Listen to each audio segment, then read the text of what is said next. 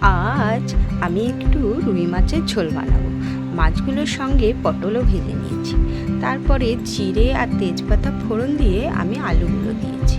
তারপরে একে একে টমেটো, কাঁচা লঙ্কা আর পেঁয়াজ দিয়ে দিয়েছি। ভালো করে ভেজে তারপরে আমি আদা রসুনের পেস্টও দিয়েছি।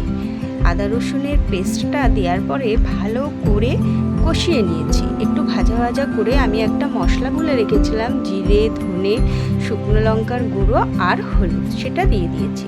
তারপরে ভালো করে এটাকে কষিয়ে পটলগুলোও দিয়ে দিয়েছি।